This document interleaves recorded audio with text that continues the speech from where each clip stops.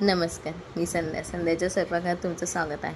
आज आपण मार्केटमध्ये मिळणारी ओरिजिनल फ्रूटची बोलतात खरं ते आईस्क्रीम, पण ते फ्लेवरवाले आईस्क्रीम असतात. पण आज आपण तशीच ओरिजिनल ड्रायफ्रूट्सने बनवणार आहोत ती आईस्क्रीम.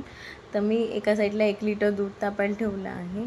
त्याबरोबर मी चिकू आणि मँगो कट करून घेतलेला आहे, वेगवेगळ्या बाउलमध्ये ठेवलेला आहे. तो फ्रीजमध्ये ठेवायचा तात्पुरता.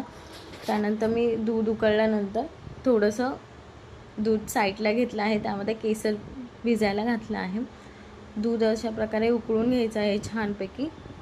त्यानंतर एका बाजूला मी साखर कॅरेमेल करण्यासाठी ठेवलेली आहे.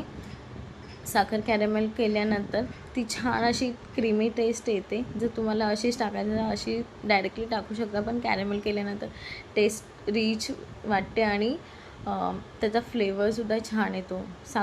ते कॅरेमेल टाकताना सावकाश टाका, कारण की दूध उडण्याची शक्यता जास्त असते.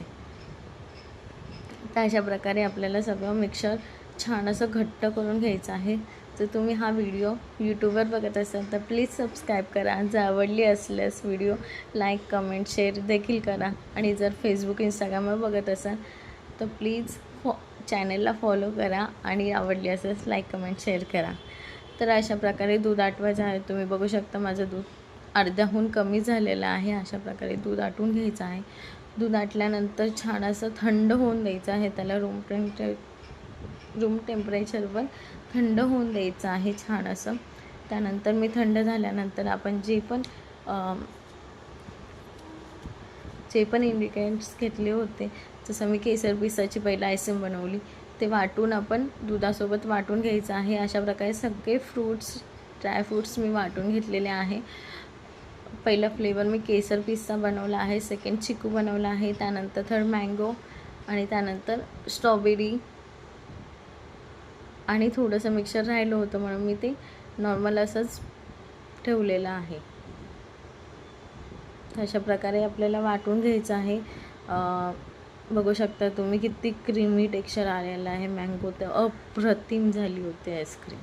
मँगो आणि स्ट्रॉबेरी अप्रतिम होती. असे तर सगळेच आईस्क्रीम मस्त झालेली होते, पण माझा आवडता फ्लेवर मँगो आहे, सो एकदम मस्त झाली होती. अशा प्रकारे मी कागदी कप घेतलेले आहे. तुमच्याकडे आईस्क्रीम मोल्ड असेल तर तुम्ही आईस्क्रीम मोल्डमध्ये भरू शकता.